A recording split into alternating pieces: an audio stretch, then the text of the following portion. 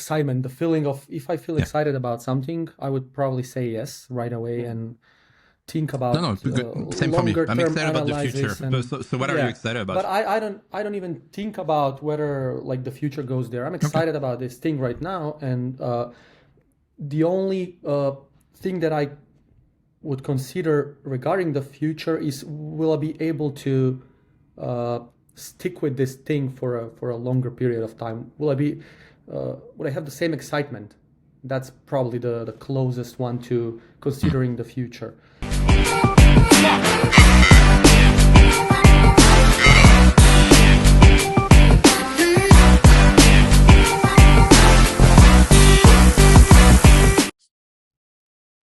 So it's the week before Thanksgiving, and we were thinking like, what should we talk about for this upcoming week?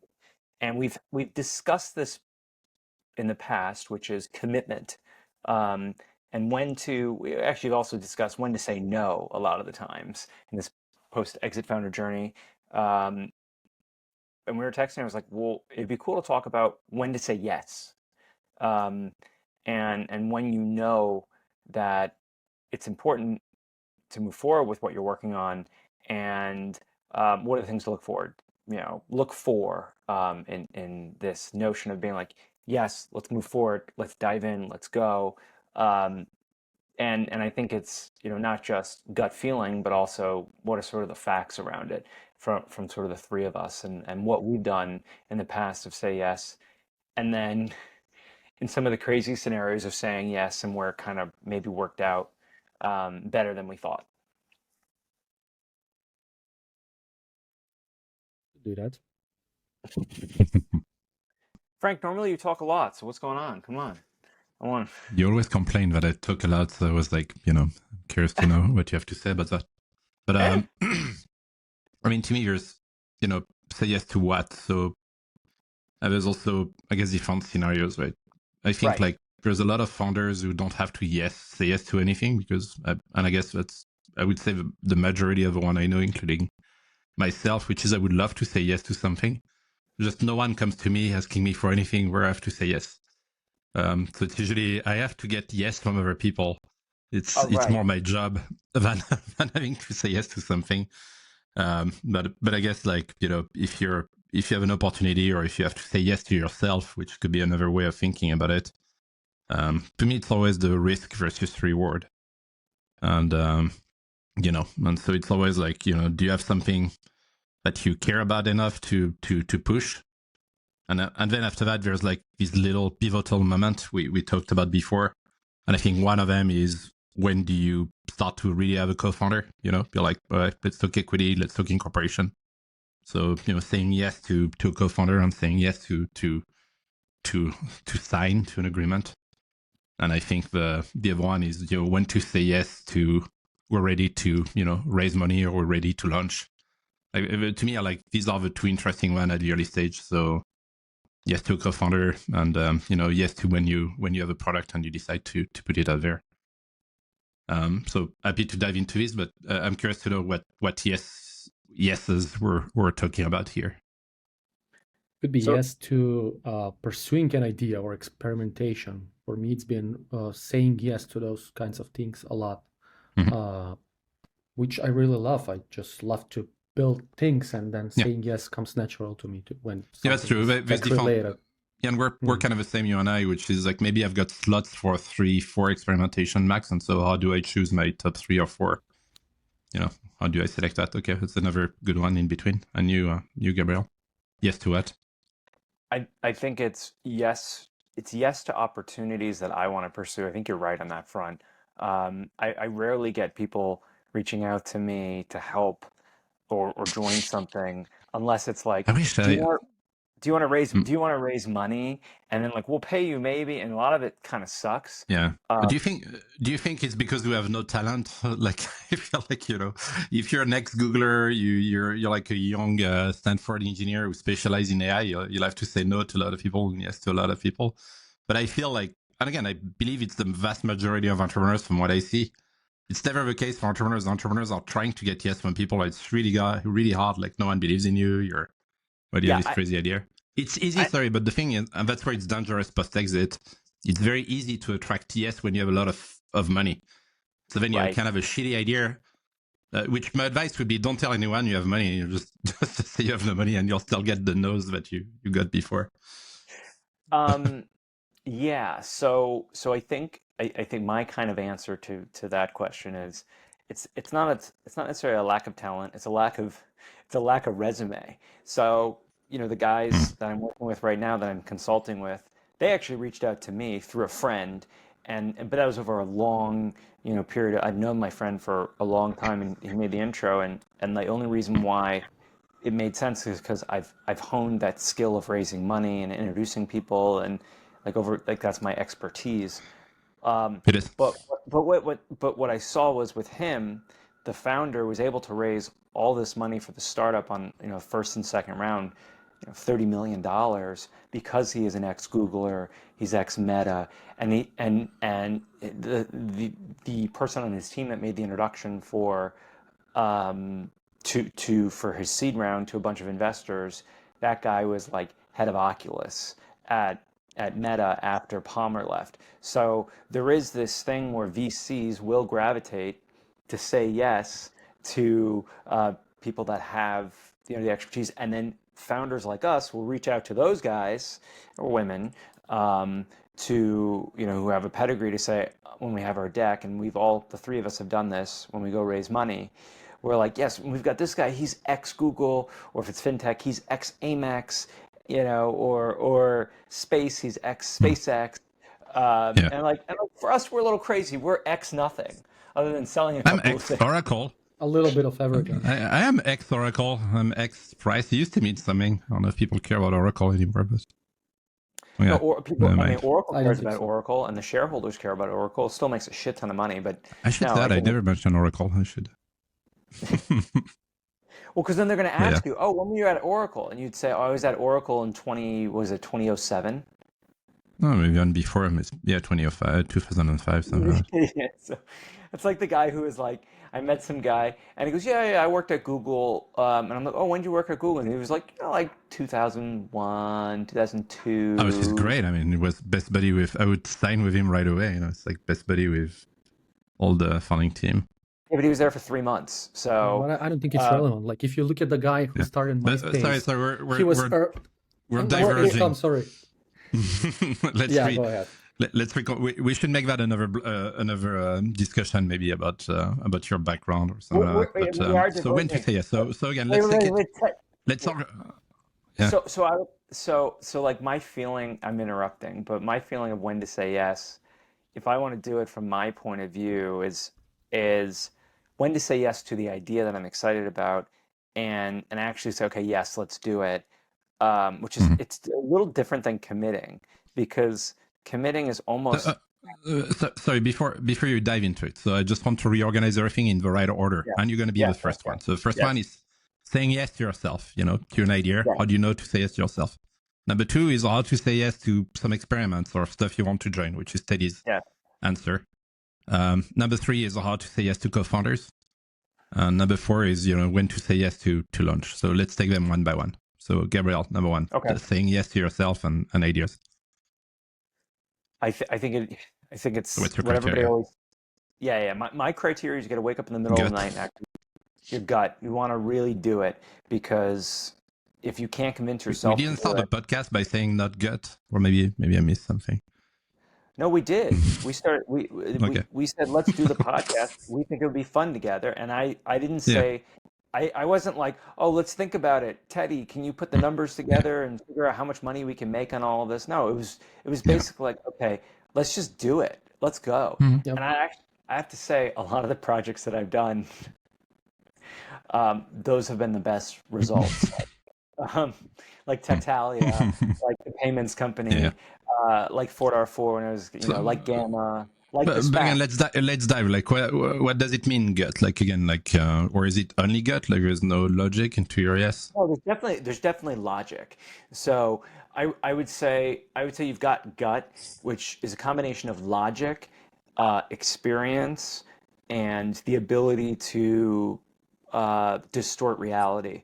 So what I would say, from Hmm. from from the experience point of view, I know and I have a feeling of which things could work based on which people you're bringing into it, the size of the opportunity, the time that it takes to get to a decision point that like it makes sense to move forward on it, and the ability to go use my skills to build the thing further. So if it's something that requires a ton of coding, and if I'm, and I don't have a right engineer to do it, I'm not going to do it, right? Uh, uh, So we're limited in time, so that's your key points. yeah. Okay. And real quick, if I can add to that on my end, I would say I say yes to anything that fits my envisioned future. So my step one is I think about what the future is. I think that about a lot. And to me, like again, I say that often, whether you invest or whether you're an entrepreneur, it's just a matter of being right about the future. Right. So I'm trying really, really hard to be right about the future, and any opportunities or anyone who asks me or I can get the opportunity to advance something that goes in that direction, I say yes. And the reason I say yes is because I take the first yes as it's like dating. It doesn't really have a lot of value. You can say yes and then, stop after a week. It's fine. So I don't see it as a huge commitment.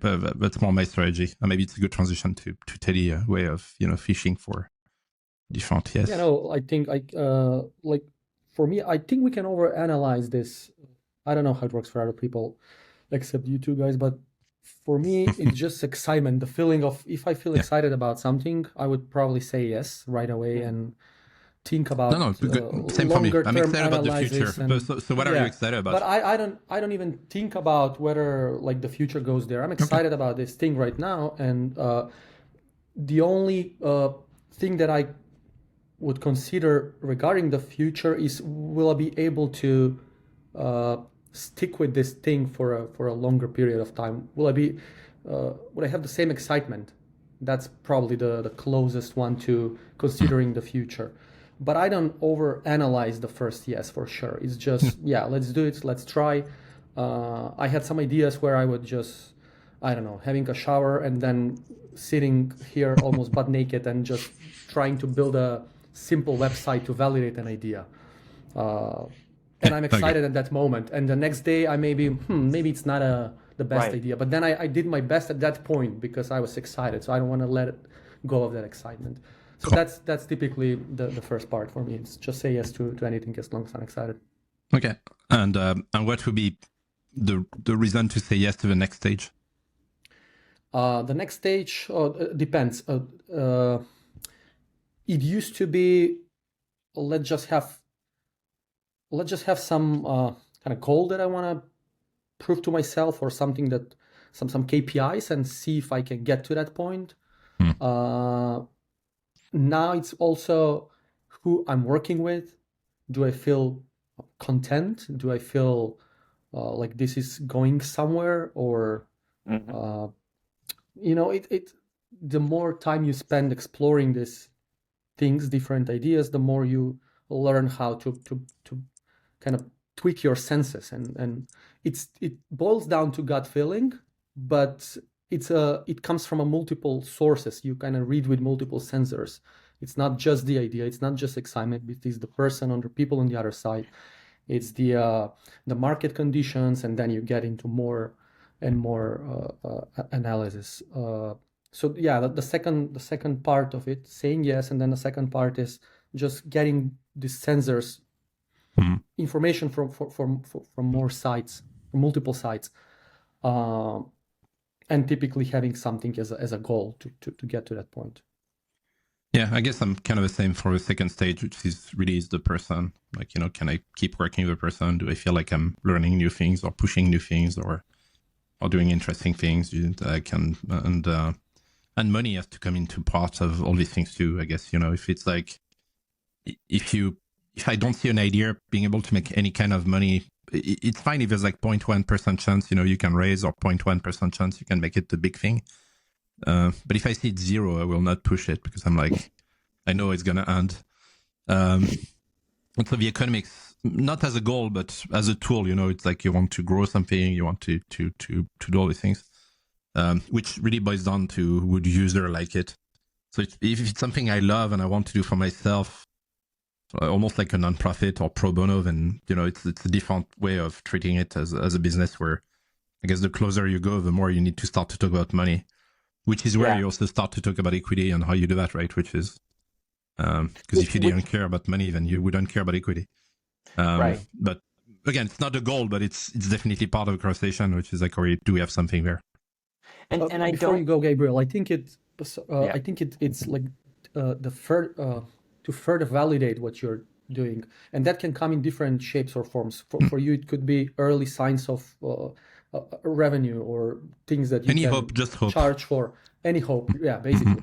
So it can be related to other people. It can be something really, really exciting that you don't even care about making money shorter term, and you so it's like further validation. I think it's also probably the word for me, like the second step. If it makes no money, that means it's not a product. That means it would be either non-profit or either pure research.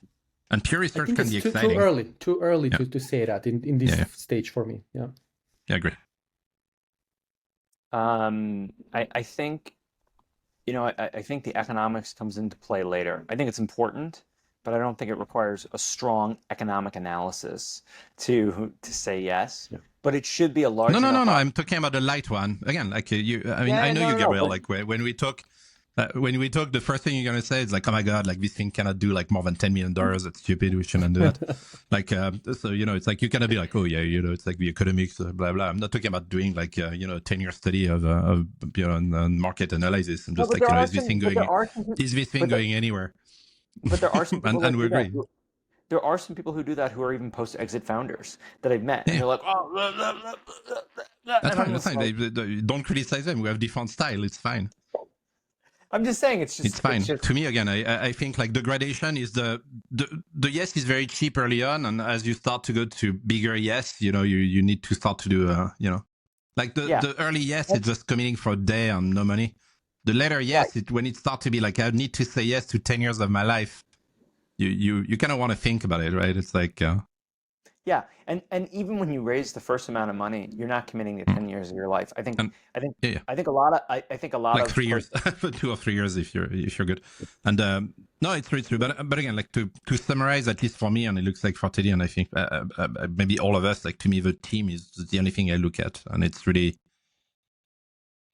like can I work with that person? And by work, I think it's like, can I survive crisis?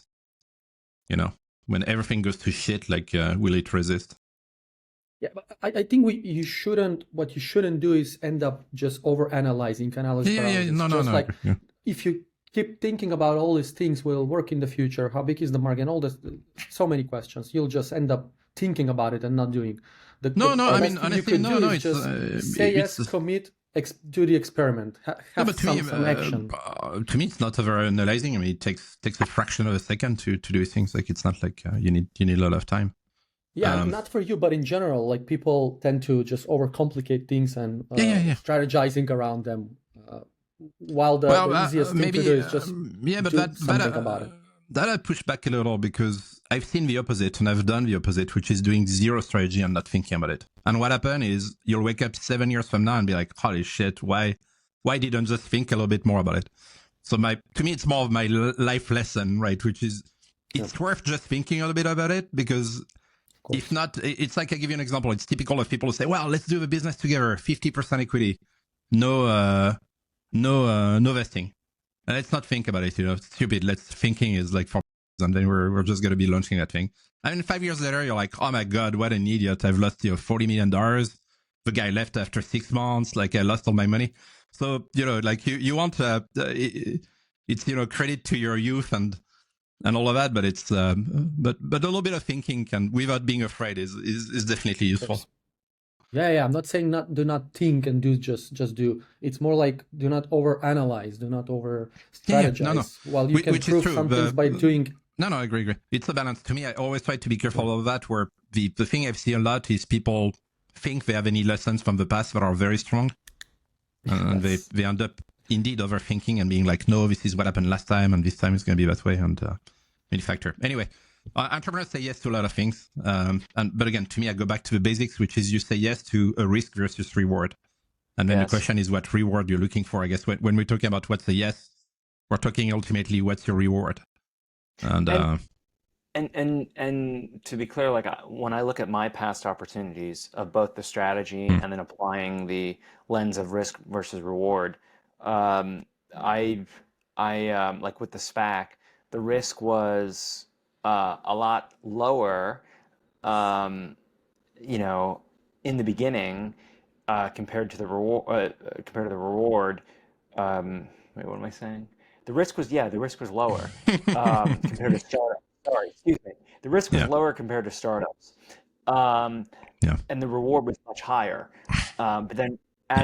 as we kept going down the process of saying yes to keep going with it, and this is a different subject, yes to keep going versus saying Hmm. yes. But what I found was interesting was my risk went higher and my reward went lower as the more time. That's a bad Um, deal. Yeah. that's a bad deal. And I think there's a lot of Mm. startups, there's a lot of ideas that we've had in the past where they can hit those type of points where the Mm. risk ends up, just either evening out with the reward or getting worse and worse and worse. And I think you should think about that when you start something. And like a lot of the things, when it comes to strategy, the other thing is important strategy. Um, Mm-hmm. and let's say short term, while we're thinking about saying yes, is just put like a paragraph or half a page of lines on paper that says like this is what we want to accomplish. This is how we want to do Yeah. it. And it's pretty simple. Yeah. I mean, and No, no, agree. you set yourself like one or two goals. Communication. Yeah. But So I don't know. you make me think about another point for a very small audience, of a few founders or in between. I think there's another pattern I see. The first one is we're talking about yes, and maybe some people don't say yes at all. I think I would check on you. If you have said yes to nothing for the past 3 months, you have an issue. Then just start to say yes to random thing at this point. You know, like just so Yeah. you're not moving. Like this is like culprit messy middle. If you stop saying yes at all, the first advice then just say random yes, even to things that are the yes itself has more value than no yes. And Well, because a and the busy second thing person. I'll pass. Sorry. No, because also the good thing is a busy person can get a lot of things done, but also when you start saying Yeah, yes, more opportunities usually come your way yeah, yeah, because you yeah. meet more people. Yeah, and I think the second one is don't. I think there's a lot of value into first time founders because you have a lot of hope, a lot of things, and I think you don't want to lose that. And I feel like when you're an experienced founder, a post exit, and even if you did a great or a medium exit, Hmm. you kind of have this fear of being judged about what's your next stuff, and you'll be like, oh my god, I was early at Google, and now I'm gonna launch that shit, but it's never gonna be as good as Google and things like that. And I think it's a common theme, and I mean, we all suffer from it, which is don't live in the past and don't live in the future. You really, really have to focus with just do something right now and forget about the past. Don't try to benchmark yourself with I won the lottery and I want to win the lottery again. It's not gonna help. Just be like I won or I lost and that's fine, and I'm gonna start from scratch. And don't pity yourself. Just build something, and it's another thing. So I would say founders, it's really hard. It's okay, but don't dwell too much into the past, and don't worry too much about the future. It's the yes should be at, within the present, whatever happened. Just say yes. Yeah. Good. Do we have This is a fun. We have a quote today quote, right? besides just say what? Yes. Is it? I think it's Gabriel. Is it my turn? Was it Teddy Uh, last? Yeah, Teddy last week. Teddy was last week. Okay. Um, everything in the universe is within you. It's Rumi. Oh, is that like from Spider-Man or the Smurf? No, it's Rumi because everything in the universe is within you. Ask all from yourself. Okay, that's a little lonely. There's also answer outside of within you, but okay. Maybe yeah. All you can do is start For another crawling. episode. Start That crawling. sounds like a quote for Howard Hughes. It's like stay in your room and grow your nails and be like everything's within me. For Say yes Howard to Hughes, anything. I think Howard Yeah. Hughes would be a different guy. Howard Hughes is who Sorry, you're I thinking. keep mixing or whatever you pronounce the aviator, dude. Howard Hughes would probably be like an OnlyFans star. Hammer but also huge. probably would piss in bottles. Hammer huge is. Who probably also would piss in bottles too. So, Do you have yeah. I feel like we should give a quote from Mike Tyson. You know, it's like everybody has a plan until they get punched in the face. I thought was really good. You watched the game, Teddy, right? How miserable was it? Do you regret it? Do you regret saying yes? Absolutely.